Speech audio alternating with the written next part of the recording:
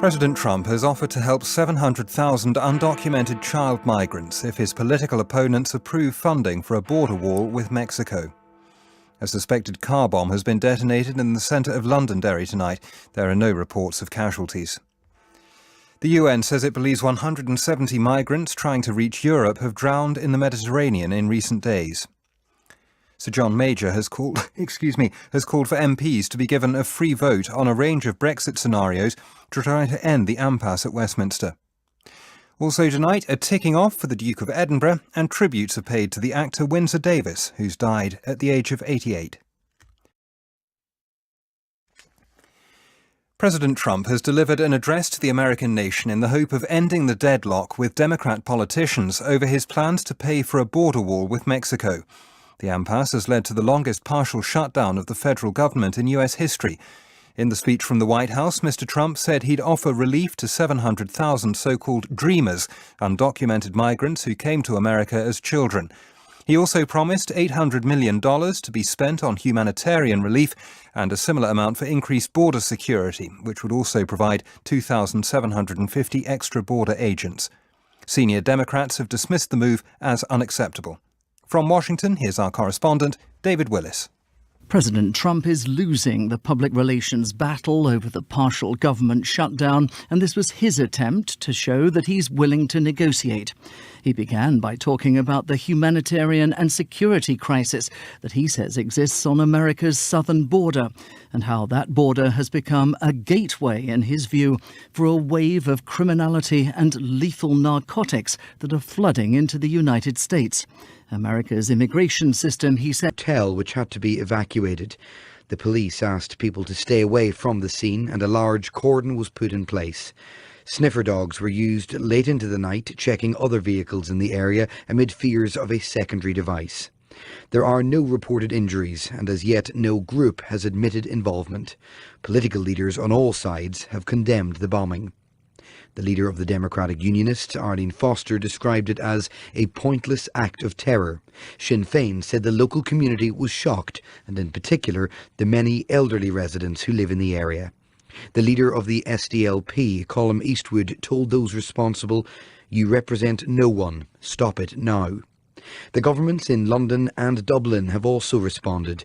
The Secretary of State, Karen Bradley, confirmed she was being briefed on developments, while the Irish Foreign Minister, Simon Coveney, said he utterly condemned the attack and said there was no justification for acts which sought to drag Northern Ireland back to violence and conflict.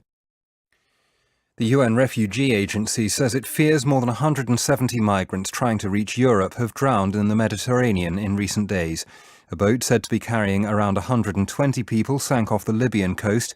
Another 50 people are reported to have died in the waters between Spain and Morocco. Our Middle East analyst Alan Johnston reports. An Italian Navy helicopter came on the scene of an unfolding disaster in waters off Libya yesterday. A rubber dinghy was sinking. The aircrew managed to winch 3 people out of the sea, 2 Sudanese citizens and a Gambian national. But many died. The survivors said there were 120 people aboard their boat when it set out. It's understood that more than 50 other people drowned in a separate sinking in waters between Spain and Morocco. A spokeswoman for the UN Refugee Agency, Liz Throssell, said migrants needed more help. We need great efforts to prevent refugees and migrants from taking these absolutely desperate journeys in the first place. What we need to see is more safe and legal pathways so that people can get asylum in Europe. It's needed for those that are fleeing war and persecution. But Italy's new populist government is determined to stop migrants reaching its shores. It believes they've had too much help from charity organisations that operate rescue ships. It accuses them of encouraging more people to take the risk of making the dangerous journeys. The UN's view, however, is that no effort must be spared to save lives in distress at sea. It wants the charity rescue ships to be assisted to do their work. The former Conservative Prime Minister Sir John Major has urged Theresa May to drop her red lines on Brexit or break the political deadlock by allowing MPs a free vote. He said the Commons had killed Mrs May's EU withdrawal plan last week. It was now time for her to become a facilitator and let Parliament decide. In a speech this morning, the shadow Brexit Secretary, Sir Keir Starmer, put forward a stark choice: negotiate a close economic relationship with the EU based on a customs union or hold another referendum. Our political correspondent Nick Eardley reports. Westminster is stuck on what happens next with Brexit, and there's no guarantee anything can command a majority in the House of Commons. John Major believes a potential way to end the impasse is to hold a series of votes, free from party whips, exploring support in Parliament for various options. The so-called indicative votes would allow MPs to express their preference on what Brexit should look like, and perhaps if it should happen at all. Sir John told the Today programme Theresa May's deal was dead, and if she could not find an alternative which commanded majority support, she should help Parliament try. The Prime Minister still needs a deal. If she can't deliver one that Parliament accepts, then she needs to become a facilitator, a mediator, to find out what Parliament will accept. The MP Frank Field, who resigned the Labour whip last year, is to table an amendment on Monday seeking to make that happen. Debate, meanwhile, continues over Labour's next move.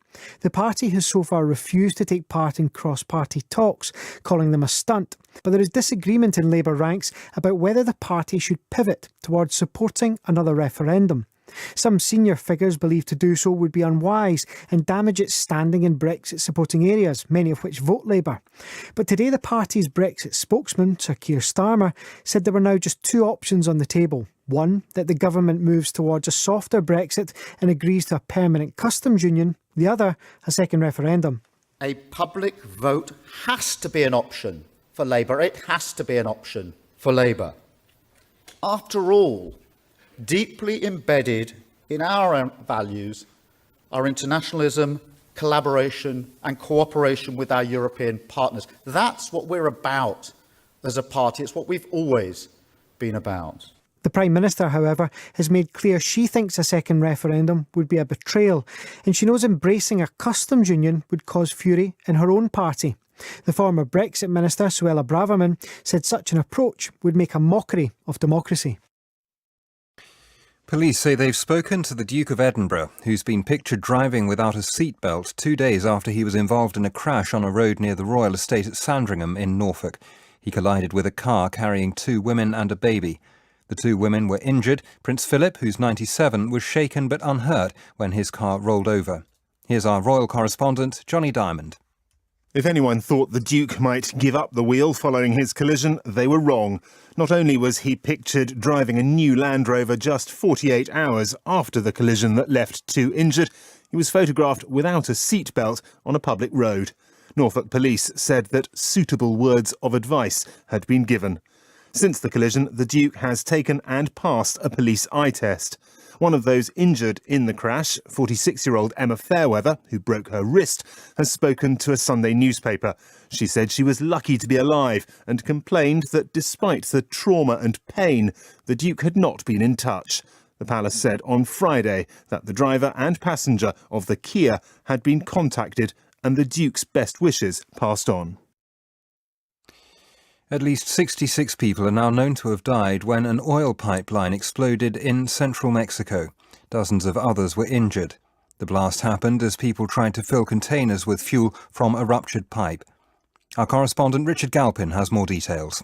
Hundreds of people had come to the area where thieves had punctured a pipeline, sending fuel spurting up into the air. With severe shortages of fuel in the country, many had been desperate to fill the containers which they brought with them. It's not clear exactly what sparked the huge fire, but one witness said there'd been an explosion. Footage has emerged of flames shooting into the sky and people fleeing the area. But many did not make it. More than 60 people were killed. The fuel shortages are the result of a decision by Mexico's new president, Andrés Manuel López Obrador, to crack down on fuel theft, which is costing the government billions of pounds. Last month, the president ordered that key pipelines be shut down until they were properly secured. And despite what's happened, he is not changing this policy. The fast food chain Leon has suggested people who have severe allergies should seriously consider whether it's safe to dine at its restaurants. The company's co-founder, John Vincent, said nothing was more important than the safety of customers, and the idea of causing one of them harm kept staff awake at night. Leon, which has more than 50 outlets across the UK, has been criticised by those campaigning for better food labelling. More details from Helen Morgan-Wynne. Writing on the company's website, the co-founder of Leon, John Vincent, says the allergens in its foods are listed on its menu boards. Customers can also ask for a fact sheet, but he insists it's impossible to guarantee that all the dishes will be 100% allergen-free. That's why, Mr. Vincent says, customers who have a serious or life-threatening allergy should consider carefully whether they want to dine in the restaurants. Natasha Ednan-Laperouse was just 15 when she died after eating a sandwich from Pret-a-Manger. Her mother, Tanya, said Leon was sending out a confusing message. Somebody walks in and it's busy, they see the allergens on every single dish that they prepare and they think it's safe. They will think it's safe to eat there because it looks safe.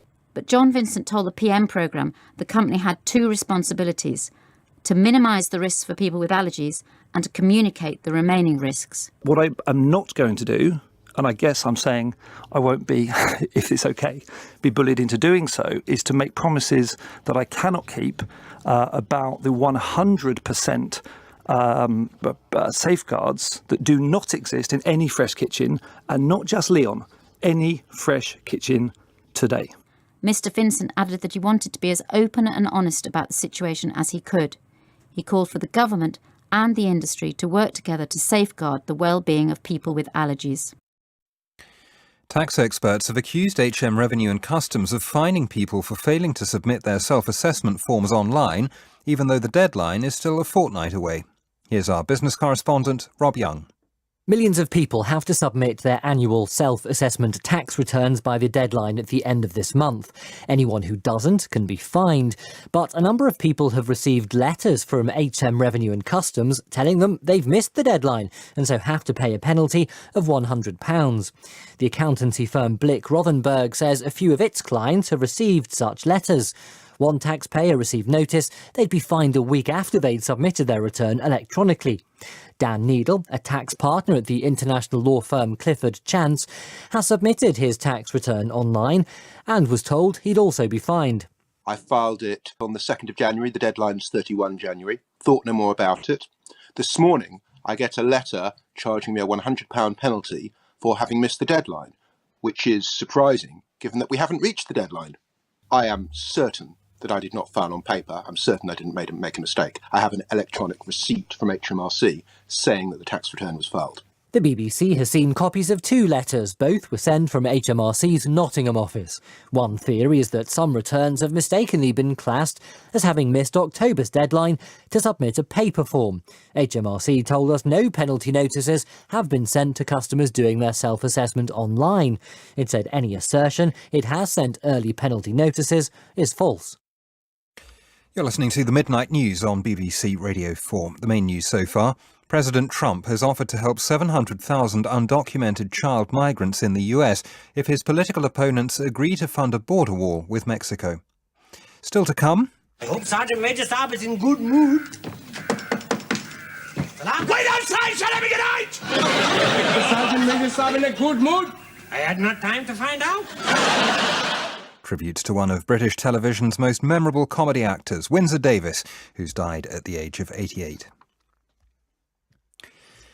Tens of thousands of people have turned out in the Polish city of Gdansk to pay tribute to its popular Liberal mayor, who was fatally stabbed while taking part in a charity event. The killing of Pawel Adamowicz last weekend has shocked the city, where he'd been in office for 2 decades. A 27-year-old local man who was recently released from prison has been charged with murder.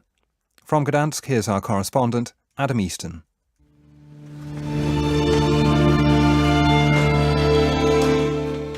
The funeral began to the sound of Puccini's Requiem. People had queued for 2 hours in the freezing cold to get inside the 14th century basilica. Outside, tens of thousands gathered in the streets to watch on large screens, to bid farewell to a man who had been their mayor for more than 20 years. During that time, Gdansk has transformed from a dreary grey port town into a modern and dynamic European city, one that is open to migrants and minorities. That made the mayor a hate figure for some on the right. Moments after plunging the knife in, His attacker, who had just got out of prison for armed robbery, told the stunned crowd that he blamed the mayor's former party for his incarceration. His death has begun a debate about hate speech in this deeply polarised country. The city's acting mayor is Aleksandra Dulkiewicz. The situation nowadays in Poland is such that we are letting people to be aggressive in public speaking. We don't talk to each other, we just judge the other person. It's not good.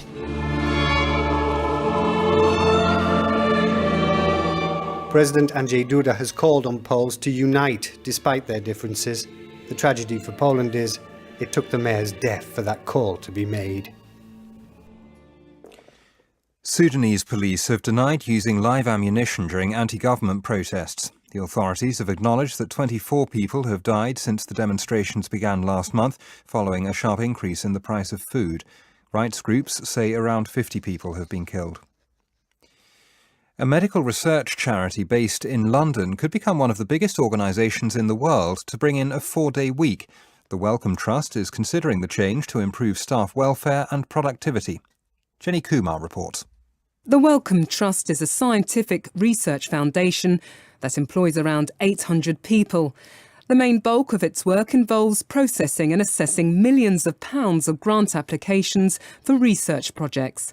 Its Chief of Staff, Ed Whiting, has revealed that moving to a 4-day week is one of a number of ideas being looked at to help staff and boost efficiency. The Trust is considering the move after analysis showed that it had increased output when the New Zealand insurance firm Perpetual Guardian brought it in last year.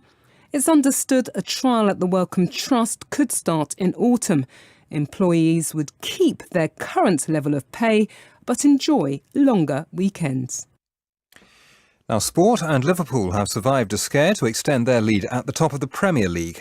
With that and the rest of the day's sport, here's Nicola McCarthy. Liverpool are 7 points clear at the top of the Premier League after beating Crystal Palace by the odd goal in 7 at Anfield. Liverpool were 1 down at the break before eventually edging at 4-3. Manager Jurgen Klopp says it was one of those occasions where the result was more important than the performance. Boys are not happy about the result 4-3, but they will be very happy after I have another talk with them about the result in general, because in a game like this, getting 3 points is, again, very exceptional, and having 60 points after that game is outstanding. Chelsea manager Maurizio Sarri has questioned his side's mental strength in big games after their 2-0 defeat away to Arsenal. Sarri chose to speak through an interpreter because he wanted to send a message to his players, and he wanted that message to be very clear. I'm angry, first of all. I think I was disappointed with their mental approach, one thing else. I think physically our stats actually, if anything, are the best they've been. But from a mental point of view, we suffered a similar kind of approach in the game against Tottenham Hotspur. I thought that we'd overcome that.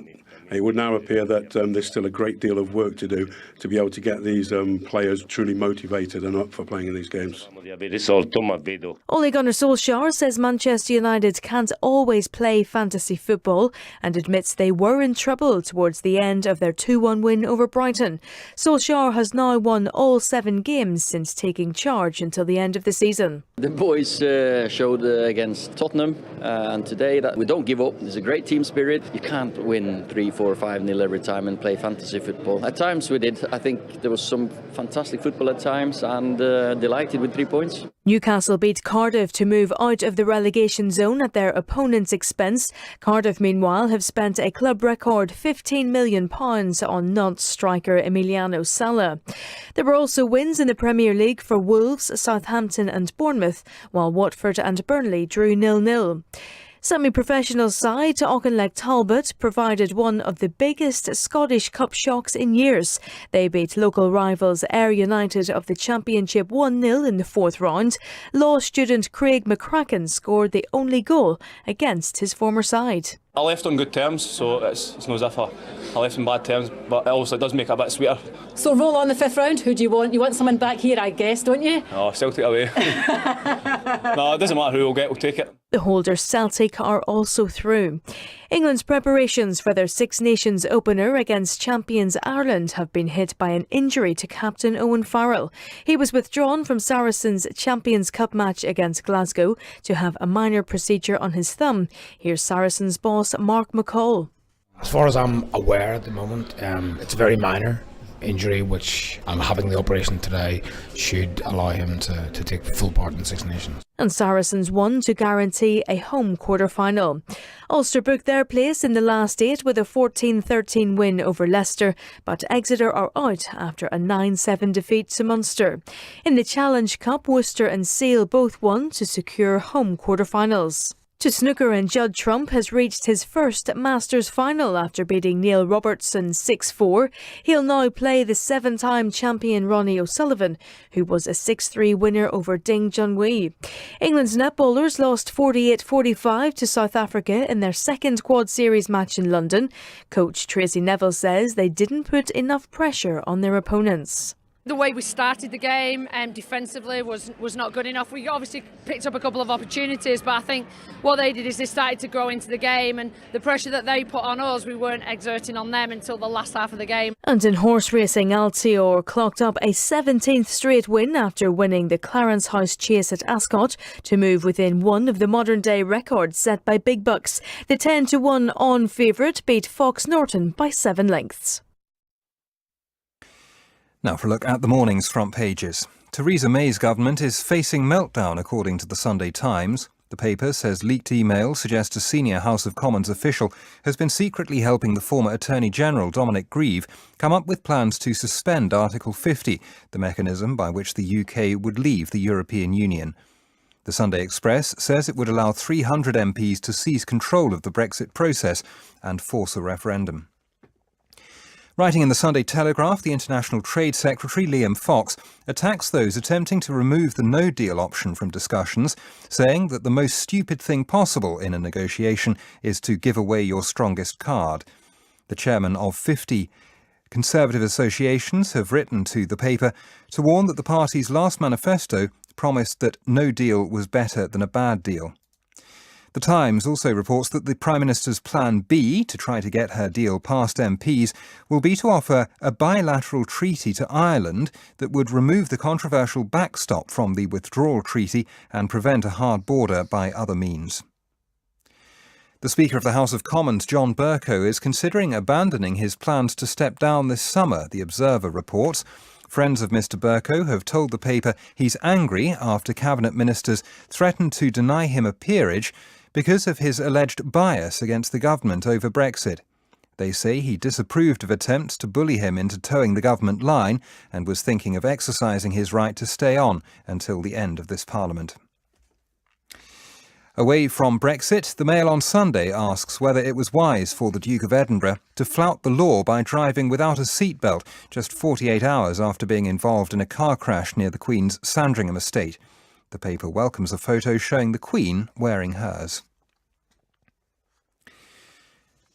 Tributes have been paid to Windsor Davies, the star of the 1970s TV comedy series It Ain't Half Hot Mum, who's died aged 88. His bullying character, Battery Sergeant Major Shut Up Williams, imposing harsh discipline on the delicate artists of the Royal Artillery Concert Party in India, made him a household name. He once said the show had saved him from being a great actor. Our arts correspondent David Sillito looks back at his life.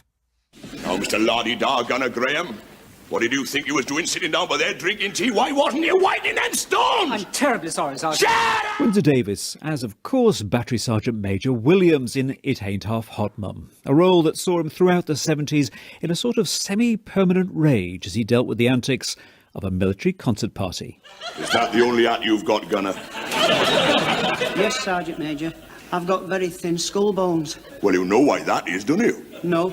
You've got such a huge brain. It's rubbing on the inside and wearing your head out. They said, no, wait, just a minute now, you're a Welshman. And I said, yeah, of course. He said, do it as a Welshman.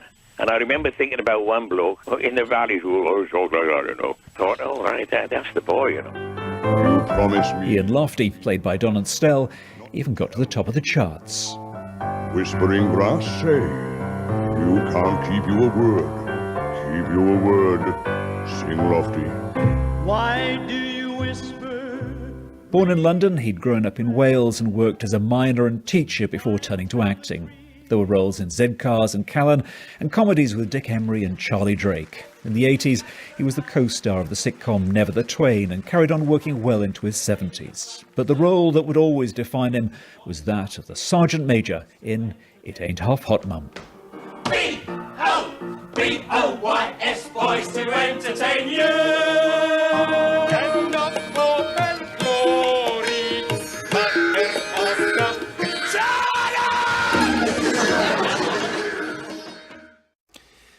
The headlines again.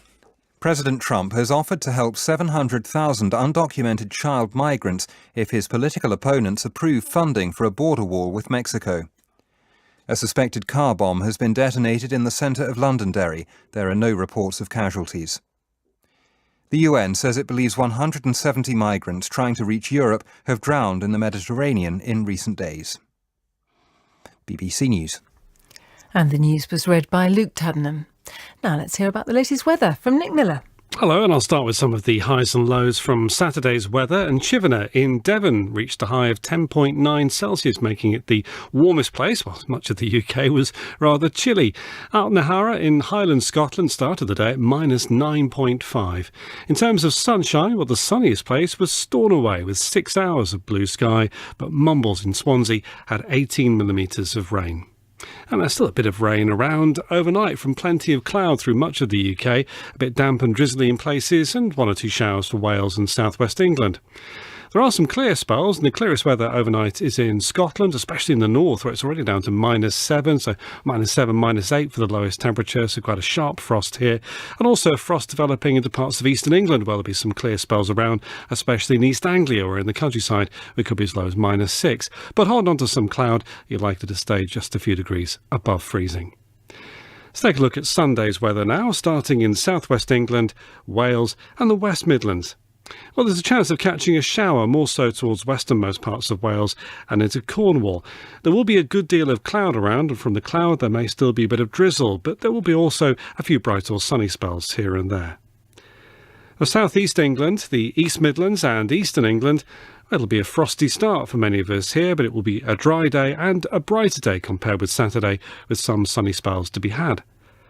Across northern England, there'll be a mix of cloud and some occasional sunshine, and whilst much of the day will be dry, there'll be a weak weather front moving southwards during the evening, taking some thicker cloud and some patchy rain with it. For Northern Ireland and for Scotland for Sunday, well, the same weather front will be moving through here too, so that means an area of cloud with patchy rain, sleet and some hill snow, especially in Scotland, will be moving southwards as the day goes on. But brighter skies will follow, with 1 or 2 showers towards northwest Scotland. It's here too, and into the Northern Isles we'll find the breeze picking up as the day goes on, whereas elsewhere for much of the UK, winds will be light and gradually turning northwesterly. And Sunday's temperatures